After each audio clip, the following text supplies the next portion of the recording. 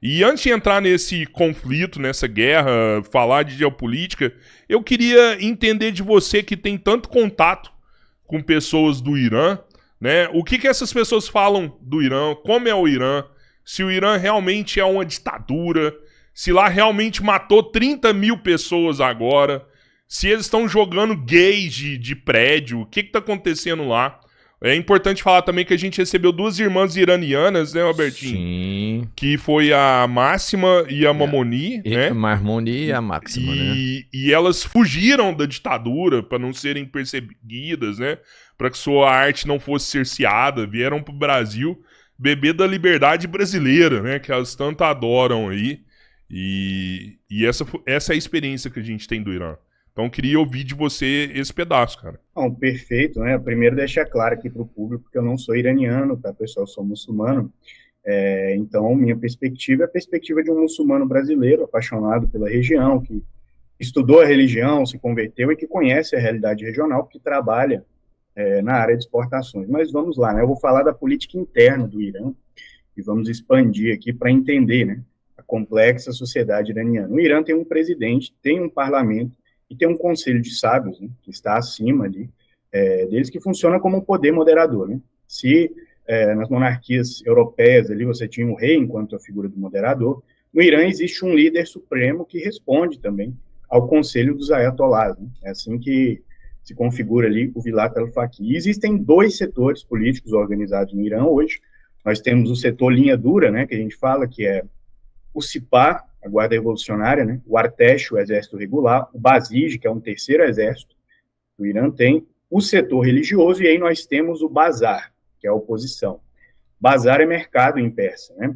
Quem compõe o Bazar ali? A classe média ascendente de curdos, azeres, árabes, judeus, inclusive judeus têm cadeira dentro do parlamento iraniano, e por aí vai, né? E aí ocorre esse choque entre os reformistas e a linha dura. Qual a questão? A questão é que sempre que os Estados Unidos fazem essas ingerências geopolíticas no Oriente Médio junto de Israel, eles acabam fortalecendo exatamente a linha dura do regime.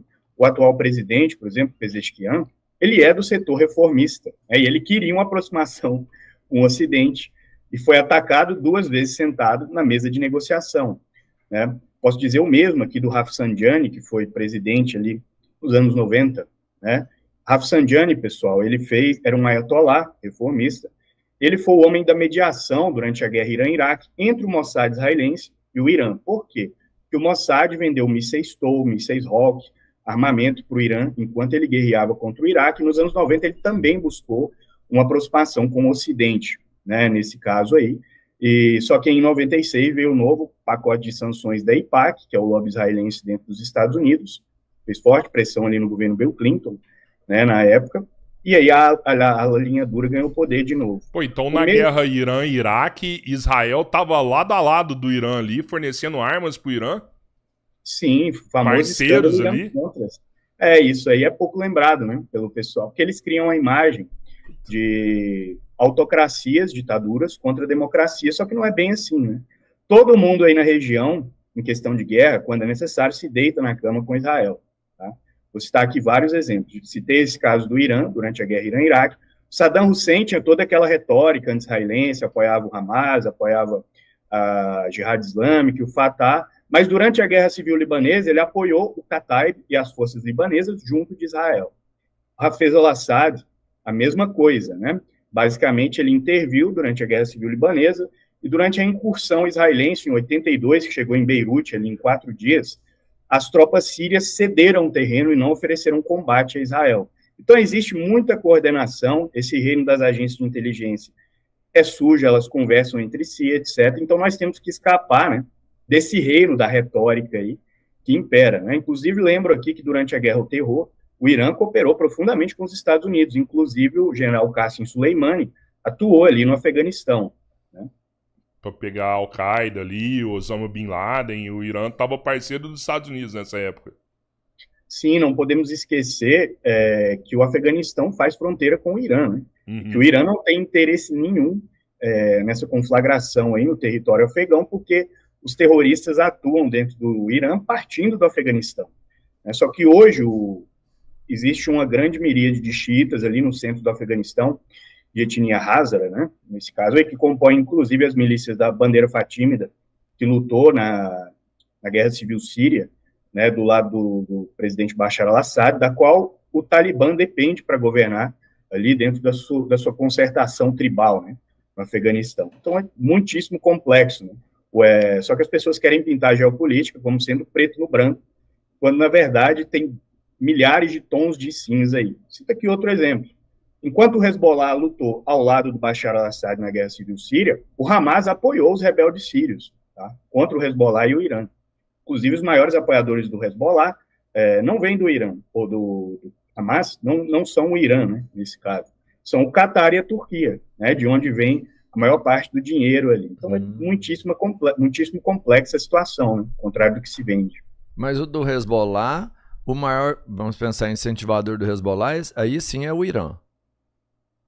Sim, do Hezbollah e dos Houthis, né? Apesar de hoje os Houthis estarem até mais próximos da Coreia do Norte do que do Irã nesse caso. Em 2019, o Irã não queria que os Houthis negociassem um cessar-fogo com a Arábia Saudita, e eles deram o dedo do meio para o Irã e negociaram um cessar-fogo. Desde então, eles dependem, eles colaboram profundamente mais com a Coreia do Norte que com o Irã, apesar de eles também estarem dentro aí do guarda-chuva de segurança iraniano, porque eles não têm muito para onde correr, né, nesse caso, mas isso é pouco citado. Inclusive, todos esses mísseis e foguetes que vocês veem disparados pelos Houthis, né, tudo tem aí de onde vem a cobertura satelital. Da China, pessoal. Da China, tá? Então, mas a China, pelo menos com a cobertura de satélite, está explícito. Ela não está escondendo isso. Ela é uma parceira tecnológica do Irã. Sim, mas... Posicionado mesmo, eu falo, não tem... Sim. Tem um mapa aí nos slides que eu mandei, depois eu vou fazer uma explicação mais a fundo. Eu acho que é o último slide. Mas, enfim, a China depende do Irã, por quê? Porque ela criou um cordão de isolamento na Ásia Central com Irã, Paquistão e Afeganistão, né, nesse caso aí. Aí, perfeito. Por quê? Se vocês olharem aí o mapa bem, existe uma milícia que atua no Quirguistão e no Tajiquistão, chamada de Partido Islâmico do Turquestão Oriental. Essa milícia escoa armas para os uigures dentro da China. Então, via a Organização da Cooperação de Xangai, Cooperação em Defesa e Estratégia, a China conseguiu sufocar essa veia logística. Se o Irã cair hoje, tá, vão meses até voltar a chegar armas aí e se estabelecer a logística no Quirguistão e a China voltar a ver a guerra ali nas suas fronteiras. E o mesmo na Rússia, ali no Cazaquistão e no Uzbequistão, existe um grupo que a gente chama de IMU, né? É o Talibã Uzbek, o Movimento Islâmico do Uzbequistão, que é quem arma, historicamente, os chechenos e os daguestaneses e os tártaros dentro da Rússia. Então, o Irã, hoje, ele é o coração do mundo, tá? Para todo esse projeto da nova Rota da Seda chinesa. Se o Irã cair, cria-se ali uma cabeça de ponte perfeita para fazer atentados, como já ocorre no Paquistão, aí, em toda a infraestrutura chinesa na Ásia Central, e a guerra chegar aí nas fronteiras da China e da Rússia. Né? Caramba, velho, é muita treta num lugar só, assim, é como se no Brasil um estado tivesse brigando com outro, assim, sabe? Minas, de repente, tá brigando com a Bahia, de repente, tá brigando com Pernambuco e assim por diante. Que loucura, velho, que loucura. Não, sim, é porque a gente tem que entender essa área do mundo aí de forma diferente. Né? Basicamente, esses países aí, tanto do Oriente Médio, a África e a Ásia Central, eles deram um salto direto, né, ali da Idade Média para a Idade Contemporânea, né, que eles, em sua maioria, durante a Idade Moderna, estavam colonizados. O que isso significa? Significa que eles não tiveram a construção nacional que a França teve depois da Revolução Francesa, que a Alemanha teve com o Bismarck, que a Inglaterra teve ali com a Revolução Gloriosa, que o Brasil teve durante o Império e o período Vargas, né, e por aí vai. Então, o que acontece? A mentalidade ainda é, em grande parte, tribal e tribal religiosa. Isso aí, para quem quer sabotar a região, né, e os vizinhos aí da região, no caso, a China e a Rússia, é um prato cheio. Né? A China e a Rússia se aproveitam disso daí? Não, na verdade, os inimigos deles, né, nesse caso aí. Tá, querem sabotar... Ah, entendi. Querem sabotar a China e a Rússia, quem querem aproveitam disso daí. Sim. Não tem dúvida. Armando esses jihadistas aí. Lembra aqui que a Rússia teve que travar 2 guerras brutais, né, na Chechênia, nesse caso aí, para manter sua integridade territorial. Né? Então, Ô, Ali, eles falam que o Irã, antes de 1979, era uma democracia, assim, as pessoas eram livres, né, as mulheres tinham liberdade de vestir as roupas que elas queriam, de professar a fé que elas quisessem, tinha muito mais liberdade que no Irã de hoje. Por que disso?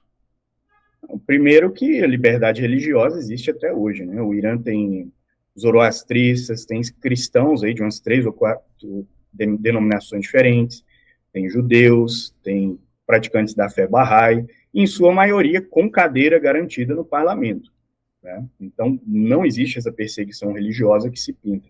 A questão do véu, em específico, é que o Shah Reza Pahlavi, ali, durante o seu governo, promulgou uma lei chamada Kashf Hijab. Ele proibia o véu, né, basicamente, porque ele tinha ali um modelo de Estado baseado no secularismo ali do Ataturk, né, uma Turquia que fez mais ou menos a mesma coisa.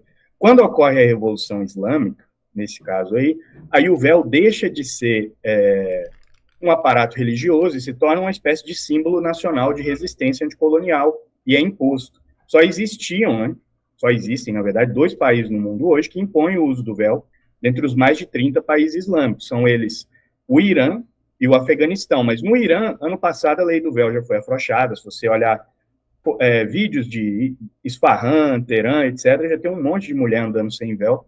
E conforme o país for se introduzindo economicamente, se enriquecendo, existe um curso natural, né, dele se secularizar e parar de impor a religião tão pesada assim. O problema, como eu falei, é que sempre que os Estados Unidos da América vão para a região, né, eles causam esses problemas e fortalecem exatamente as alas mais linha dura do regime, que é o que está acontecendo exatamente agora, tá, pessoal? O general Ahmed Vahid, que é o atual ministro da Defesa, ele é uma das figuras mais linha dura e ele é sancionado pela ONU por crimes de guerra e por aquele atentado na Argentina, alegadamente feito pelo Hezbollah, né, por participação. Então, assim, qual o problema todo? É porque os Estados Unidos não têm liberdade de manobra estratégica nenhuma no que diz respeito ao Oriente Médio e à Ásia Central. Todos os movimentos deles são cooptados e direcionados por Israel, né? E Israel tem uma doutrina que a gente chama de doutrina Begin, que Israel não aceita rivais e adversários regionais, só aceita países submetidos. Por quê? Porque ninguém que tenha capacidade militar, Israel permite que sobreviva. Foi feito com o Iraque, foi feito com a Síria, agora é feito com o Irã. Não acredito que o Irã está perdendo essa guerra, mas se perder, a Turquia é o próximo. E o Naftali Bennett já deixou claro, né? Exatamente por esse motivo. Se os Estados Unidos tivessem, tá, digamos assim, liberdade de manobra, aí, separado de Israel, o que acredito que seria feito? Eles cooptariam o Irã pela via econômica, abririam economicamente, que nem fizeram com todos os países do Golfo, que também não são democracias liberais, né, nesse caso aí, e trariam ele para fora do guarda-chuva de influência da China. Mas não é, então sobra só a carta da guerra, né? Exatamente por essa falta de manobra. E sobre o Shah Reza Pahlavi, gostaria de lembrar aqui que o povo iraniano elegeu Mohammad Mossadegh, que queria a nacionalização do petróleo, e tinha ali um viés de nacionalismo secular, né? Os mesmos modos do Ba'ath, do Saddam Hussein. Foi derrubado na operação da Ajax, e não só isso, como se criou ali uma polícia secreta, né, uma agência de inteligência chamada SAVAK, que fazia tudo quanto é tipo de desumanidade com a população iraniana. Mulheres eram torturadas única e exclusivamente por usarem véu. E o mais engraçado, para derrubar o Mossadegh, o MI6 britânico e a CIA financiaram exatamente os setores religiosos, né, que eram contra o secularismo do Mossadegh, e depois se tornou aí o problema que nós vemos hoje. Você falou que o Irã não está perdendo a guerra, né? Você tem acompanhado mais próximo aí, a guerra, de certa forma, ela está escalando, ela tem ficado proporcionalmente maior, mais agressiva, né? Os bombardeios intensificados. O Irã não está perdendo. Onde é que ele está vamos pensar, se beneficiando, já que os bombardeios neles são diretamente, né, frequentes? Ele também tem bombardeado, mas é porque a gente vê muita notícia. Eu vi, por exemplo, essa semana, um edifício totalmente destruído em Irã, né? Um grande, parece que foi passado para a gente aqui, que seria uma parte de estudos tecnológicos, né? Mas me parecia ser um prédio comercial, então. A questão maior aí é que o Irã é 70 vezes maior que Israel, né? Então, quando a gente fala em guerra, o Irã tem uma profundidade estratégica que tanto Israel não tem, quanto os Estados Unidos não têm também para atuação na região. Todo o pacto do Golfo, Arábia Saudita, Emirados Árabes Unidos, Kuwait, Bahrein, ele sobrevive de uma lógica bem simples. Os Estados Unidos fornecem a segurança e defesa e nós enriquecemos. Qualquer cenário em que o regime iraniano sobreviva, em que ele não caia, é de derrota estratégica dos Estados Unidos, porque essa imagem, tá, de garantidor e mantenedor da segurança vai sair atacada, né? Nenhum país na região nunca teve a coragem de atacar todas as bases estadunidenses ao mesmo tempo e sobreviver para contar a história. Isso foi feito pela última vez, eu acho que durante a Guerra do Vietnã. Tá? Nem o Iraque do Saddam Hussein chegou a fazer isso, nem o Talibã, né? Até porque não tinha poder para tal, e por aí vai. O que os Estados Unidos precisam fazer para vencer o Irã? Precisam destruir toda a capacidade de produção missilística e de lançamento de mísseis e de drones. Pedro, eu acho que tem um mapa do Irã aí, nos slides, com o mapa dos ataques ao Irã, se você puder colocar aí. Aí, é esse aí. Esse aí é o padrão dos ataques. O que vocês observam, analisando esse padrão de ataque aí? Né? Os ataques estão concentrados no oeste do Irã. O que isso significa? Que os Estados Unidos não têm supremacia aérea, como estão vendendo desde o primeiro dia de guerra. Vocês veem que o norte e o leste do país seguem inatacado. Historicamente, os mísseis Scud fornecidos pela China e pela Coreia do Norte entram aí, nesse caso, pela fronteira com o Afeganistão e o Paquistão, e essa logística não está sendo quebrada. Tem outro padrão operativo aqui também. Mas ele não está atacando o oeste porque está atacando as principais cidades do Irã? Mas aí você está esquecendo que o Irã tomou contramedidas e está se preparando há 30 anos para essa guerra, né? Basicamente, existem silos de lançamento de mísseis, lançadores terrestres e tudo isso, tanto no norte quanto no leste, né, nesse caso aí, e as defesas aéreas iranianas não foram destruídas, tá? Ao contrário do que se vende aí, tanto é que estamos aí numa média de 2 a 3 drones sendo derrubados por dia, tanto o Hermes 900 quanto o MK9 Reaper estadunidense. O que significa? Significa que o padrão operativo está o seguinte: os drones fazem os ataques em profundidade, enquanto os caças estão atacando de mais longe. Ou seja, está se vendendo aí uma grande falácia, né, nesse sentido, e essa guerra aí vai levar 6, 7 meses, talvez anos, para conseguir se depletar realmente a capacidade de lançamento de mísseis iranianos. E aí o mercado de hidrocarbonetos aguenta até lá?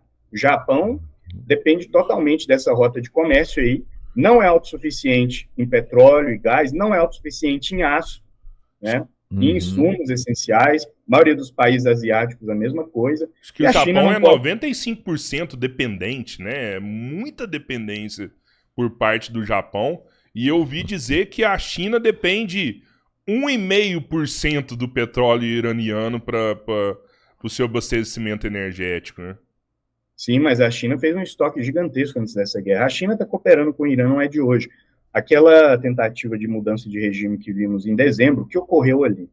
Houve um grande transbordo de curdos, do PJAK, do PKK e do PAK para dentro do Irã, via fronteira com o Iraque e com o Azerbaijão, e eles fizeram levantes armados, né, contra as forças policiais, só que aí veio o pulo do gato, né? A China e a Rússia, o MSS, que é a agência de inteligência chinesa, e o SBR russo, cortaram, tá, a comunicação do satélite Starlink na época, e aí o Basij iraniano conseguiu conter. Então, que mais de 600 mesquitas foram destruídas e queimadas dentro do país. Acredito que de lá para cá, a China sabe, nesse caso, que essa guerra era inevitável, né? Como eu passei... Não, me explica melhor essa estratégia aí, eu quero entender como que a China cortou o acesso ao Starlink deles, por qual motivo? Porque a CIA e o MI6 e o Mossad, que armam historicamente os curdos, né, estavam passando terminais e se comunicando através desses terminais com os guerrilheiros que foram transbordados para dentro do país. Então houve um mega ataque de guerra eletrônica que tirou a cobertura satelital e saiu na Reuters, saiu no The Guardian, tá, pessoal? Isso não é informação só de mídia independente, né? Já foi confirmado aí. Tanto é que logo depois que deu errado aí a tentativa de derrubada do regime no Irã, o que aconteceu? O Rojava caiu em 3 dias. O HTS fez uma investida com apoio do Irã e da Turquia e derrubou o Kurdistão sírio em 3 dias. Aquela manifestação de pessoas que estavam lá no Irã, então era Eram curdos infiltrados inflando a população para tentar derrubar o regime? Calma.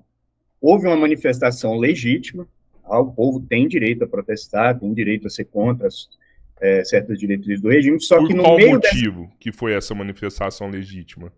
Principalmente pela questão econômica, porque o Irã sofreu um ataque especulativo. O Scott Bessent admitiu isso, né, secretário do Tesouro dos Estados Unidos, em novembro, que quebrou a economia iraniana, né, desvalorizou totalmente a moeda, tirou o país de prumo, e aí isso criou uma inflação de custo, né, muito grande. Aí a população foi para as ruas protestar, aí durante os protestos houve esse transbordo de curdos, né, e milicianos para dentro do Irã e tentaram derrubar o regime, atacar as forças de segurança, só que aí não foram só a China e a Rússia, né? A China ajudou, a Rússia ajudou, o MIT, que é a agência de inteligência turca, ajudou, porque a última coisa que os turcos querem é mais um Kurdistão no Oriente Médio, já tem um na Síria e um no Iraque. O ISI, que é a agência de inteligência paquistanesa, apoiou também, porque se vocês analisarem esse mapa aí, vocês vão ver uma grande fronteira ali entre o Irã e o Paquistão, e historicamente os baluques do Paquistão, que são separatistas, realizam atentados dentro do Irã e dentro do Paquistão, né? Então, o ISI paquistanês também ajudou, e outra agência de inteligência pouquíssimo conhecida também ajudou, o ISS, que é a agência de inteligência de Oman. Oman, inclusive, é o único país do Golfo ali que coopera, né, em segurança e defesa profundamente com o Irã. E foi nesse dia, nessa rebelião lá dentro, que 30 mil pessoas morreram? Eu não acredito nesses números. Se você me diz, mas foi nesse dia que o Ocidente entrega esses números, que 30 mil pessoas foram mortas. 30 mil pessoas é número de guerra civil, né? Para ter 30 mil mortos, o exército iraniano tinha que estar usando caça, submarino. Se me disserem que 3, 5 mil pessoas morreram, eu acredito, mas esse número ele não é factível, né? E não existem dados forenses também que comprovam. Agora, provavelmente, morreram, sim, muitas pessoas que estavam pegando em armas e se rebelando contra o regime. Existem famílias dessa classe média iraniana que perderam parentes, que estão indo nas mídias, se queixando do Irã. Existe esse material na internet? Existe, sim, muito provavelmente. Só que depois dessa guerra, o bazar iraniano saiu tremendamente enfraquecido. Porque o bazar iraniano, só para o nosso público tem que entender, ele também não é unificado. Você tem uma ala liberal, que quer alinhamento com o Ocidente, que é a privatização de tudo, etc. Você tem uma ala nacionalista, que ali é meio que herdeira do Shah Reza Pahlavi, porque a ideologia do Shah Reza Pahlavi era uma ideologia nacionalista também, baseada no nacionalismo russo, ali de Pedro Grande, e do Ataturk, na Turquia, e por aí vai. Só que com essa guerra, as alas liberais acabaram sozinhas. Mesma coisa que aconteceu durante a guerra Irã-Iraque. Houveram levantes parecidos antes da guerra Irã-Iraque, só que depois que as bombas começaram a cair, a população se unificou, né? E parece haver aí uma compreensão, né, nacional de que, diante de um inimigo externo, existe uma unificação. Né? Então existe uma unanimidade hoje dentro do Irã que a guerra deve continuar, que eles não vão parar. Na maior parte dos setores políticos organizados, com absoluta certeza que sim.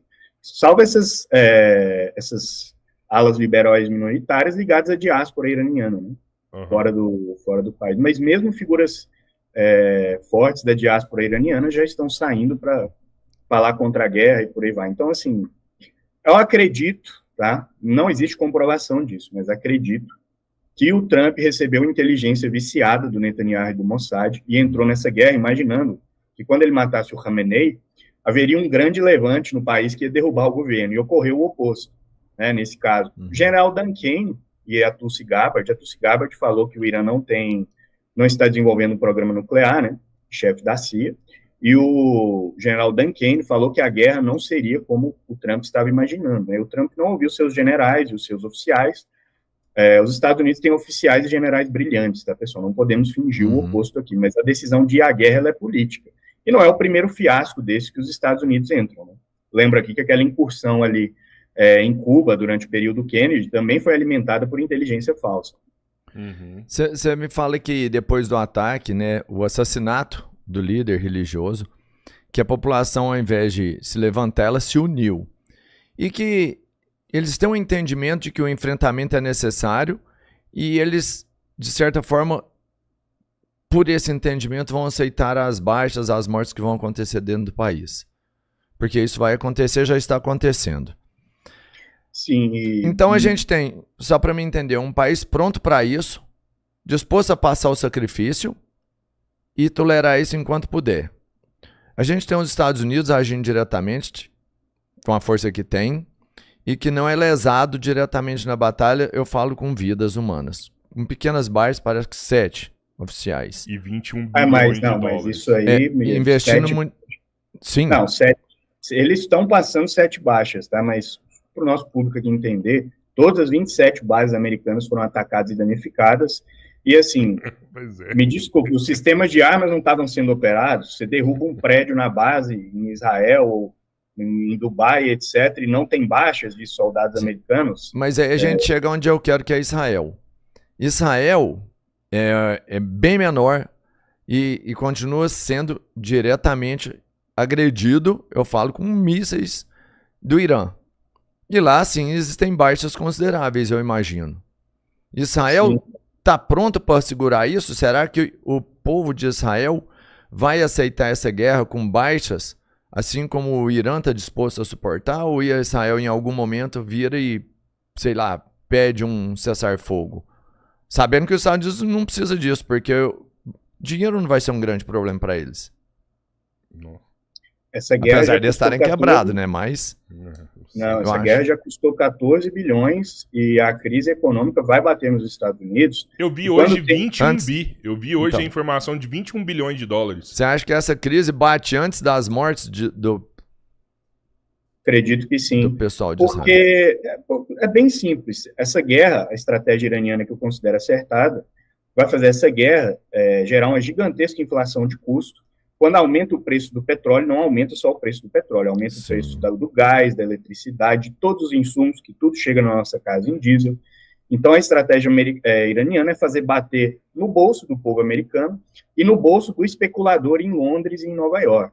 Tá? Saiu no The Guardian, semana passada, inclusive, mostrei em live, né, os Estados Unidos já tentaram, né, 2 pedidos de cessar-fogo, viu o Steve Witkoff, que é mediador do Trump, aí, e o Irã se recusou.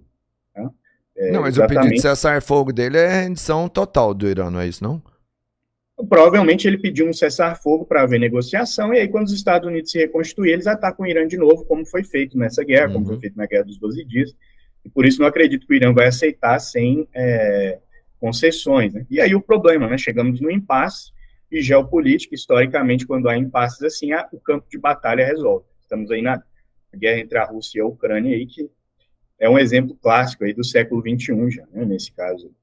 Então, se o Pedro puder chegar... A primeira imagem do slide aí, Pedro, por favor. Aí, só para eu fazer uma pequena explicação aqui dos custos da guerra partindo daí, né? Cara, esses slides ficaram bonitos, hein? Parabéns, então, velho. Ficou muito massa isso aí, bicho. Ficou Tô incrível, me sentindo né? na base do Call of Duty aqui, vamos lá. Obrigado. O custo de cada strike group, ou grupo de ataque, pessoal, é de 6 a 9 milhões de dólares por dia. Tem pelo menos 3 aí na região. O que aconteceu? O Irã atacando todas as bases ali no Golfo, né? Esses porta-aviões e as embarcações são forçadas a se retrair para o Índico, principalmente para a base de Diego Garcia, pode estar sendo usado bases ali na Índia também, não sabemos, e para o Mediterrâneo Oriental, ou seja, o custo aí pode chegar a duplicar. Essa guerra pode estar custando aí, só em termos de manutenção logística de porta-aviões e strike groups, coisa de mais de 20 milhões de dólares por dia, e nós não estamos sabendo. Isso fora os interceptadores, né, que são caríssimos também. Cada interceptação de míssil custa de 10 a 15 vezes mais cara que o míssil de ataque, porque precisa-se de 2 interceptadores. Né, e para o nosso público ter uma ideia aqui, cada míssil Patriot ali vai variar de 1 a 5 milhões de dólares, né? Ou seja, você está batendo drones de 30 mil dólares com milhões. 30 né? milhões. E queimando dinheiro aí nesse caso, e essas bases no Golfo estão todas inutilizadas, né? Nesse caso é isso. A que segue operante é a da Jordânia, que não é no Golfo, né? Mais próximo de Israel aí, mas só em destruição de radares aí também já passa da casa dos bilhões. Aí, puder passar para o segundo slide, ô Pedrão. Opa, aí. Aqui eu vou falar da degradação logística, né? Para o nosso público entender. Foram 2,7 bilhões em radares destruídos. Um radar AN TPS-59, um radar AN FPS 132 e dois radares AN-TPY 2. Um radar AN-FPS 132 leva de 5 a 8 anos para ser fabricado pela Raytheon e não cobre só essa região, cobre também a Ásia e o sul ali do Cáucaso, né, perto da Rússia.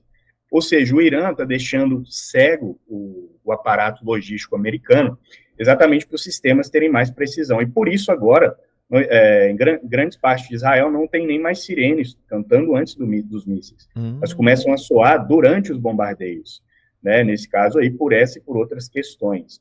E hoje, mais um radar foi destruído, mais um do sistema TAAD, e ontem, não estava aí levantei essa informação à noite, mas mais um radar foi destruído ali na embaixada em Bagdá, né, em um sistema Siren de defesa aérea. Então, as referências estão todas aí na arte, depois, se o nosso público quiser, ele só pausar aí que... Eu vou colocar a arte também na comunidade, viu, Ali? Eu acho que vale a pena. Eu vou colocar todas as artes na comunidade do podcast. Tá muito, muito bacana isso, muito bacana. Vou compartilhar com a galera.